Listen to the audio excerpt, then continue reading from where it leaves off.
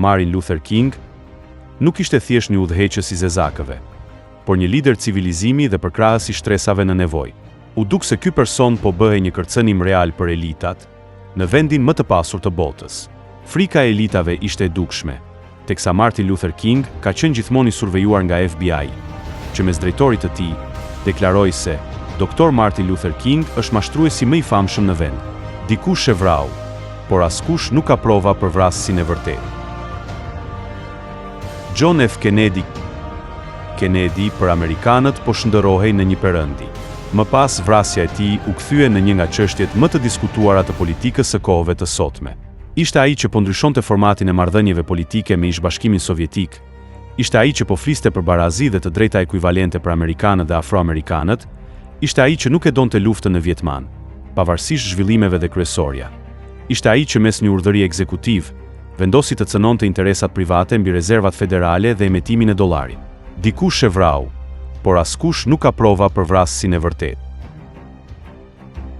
Sam Cooke, një këngëtar legjend, ishte gjithashtu një spitzer dhe gjë e mpret në marrëveshjet e tij me industrinë e muzikës, një mastermind në çështjet komerciale, por gjithashtu po merrte pjesë në lëvizje për të drejtat civile dhe në kampanja të fuqishme me pjesëmarrje masive.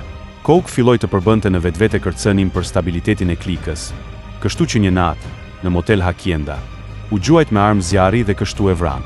Por kur u zhvillua funerali, njerëzit që kalonin për homazhe dhe reporterët, evidentuan që Cooke duke të ishte i goditur në kokë, në fytyrë dhe duart i kishte totalisht të dërmuara. Dikush e vrau, por askush nuk ka prova për vrasësinë e vërtetë. Marilyn Monroe, kjo femër nuk ishte thjesht një seks simbol, por shumë më shumë se kaq. Ajo ishte person i izoluar dhe përjashtues. Nuk shoqërohej me njerëz që i klasifikonte tek të padëshiruarit. Monroe ishte një rebele, në duke thjesht e bukur, por në strukjen e saj kishte diçka inteligjente. Kjo artiste që kishte marrë famë më shumë se kushdo tjetër në atë kohë, filloi të hynte në sallonet më të larta të shoqërisë politike, ekonomike dhe administrative të kohës. Një ditë, për shkaqe ende të panjohura, u gjende vetë vrarë. U vetë vra? Nuk kishte asnjë arsye ta bënte.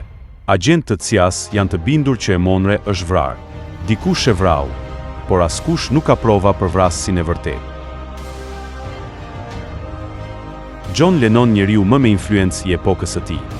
Njeriu që drejtonte bandën më të njohur muzikore të gjitha kohëve, The Beatles. Por kryesisht, Lennon ishte një aktivist me shumë ndjekës. Ai ishte një radikal, më radikali në bandën e tij muzikore, që me këngën e tij Imagine ëndërroi një botë në paqe, pa luftë, pa uri, pa skamje dhe është e shueshme se retorika ishte një kërcënim për establishmentin, për stabilitetin e pakicës së elitave financiare. Një ditë u vra, e vrau një ashtu quajtur fans i tij i çmendur. Por që pas krimit, kur u kontrollua banesa e tij, atje nuk u gjend asnjë disk nga Lennon, asnjë libër i tij, apo për të. Të gjitha faktet e mëpasme tregojnë se Lennon është vrarë nga s. Dikush e vrau, por askush nuk ka prova për vrasësinë e vërtetë. Michael Jackson, sipas një interviste dhënë nga vajza e tij, Paris Jackson. Ajo dëshmon se babai i saj është vrarë dhe se ai kishte shumë armiq. Ajo nuk harron kur disa herë në familje, Michael ka thënë se ata një ditë do të më vrasin. Pse?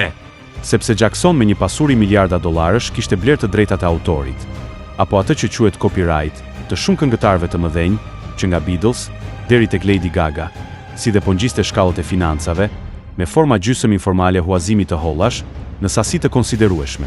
Për establishmentin, ishte bërë rrezik potencial dhe nuk duhej të ishte më në treg.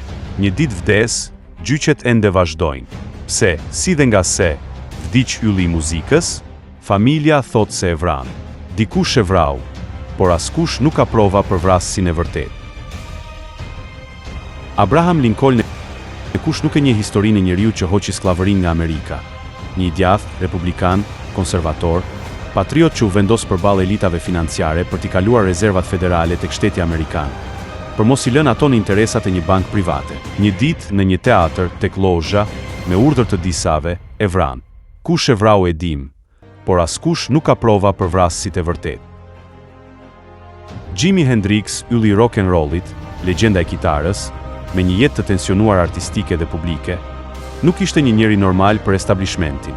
Tërhiqte turmat dhe sidomos ato me ngjyrë, por jo vetëm, të gjithë. Doktori I tij pas shumë vitesh deklaroi se Hendrix nuk kishte vdekur nga mbidoza e narkotikëve, por këmbën Gulçai është vrarë, në rastin konkret, ai është helmuar. Dikush e vrau, por askush nuk ka prova për vrasësin e vërtet. Princesha Diana ka lënë një letër tek roja e saj private, me së cilës shfaq frikën për vdekjen e saj. Letra tregon dramën dhe tensionet brenda familjes mbretërore britanike. Mosvalli kishte destabilizuar DC, qëndrimi dhe sjellja e saj, rendin e establishmentit? Po, sigurisht, pa dyshim. Ja pra, arsyeja e vrasjes. Dikush e vrau, por askush nuk ka prova për vrasësin e vërtet. Robert F. Kennedy, prokurori I përgjithshëm I Amerikës në vitin 1960, vëllai I presidentit Kennedy. Një tjetër politikan I suksesshëm, senatori I New Yorkut, që shkonte për fronin e presidentit, u vra, si dhe vëllai I tij, në Ambasador Hotel, gjatë fjalimit të fitores, pas zgjedhjeve primare.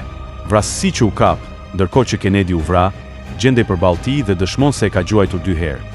Por plumbat Kennedy ka marrë prapa shpine dhe nuk janë 2, por më shumë 14. Fakt që rrëzon tezën se vrasësi është ai që u kap, apo ai që dëshmoi.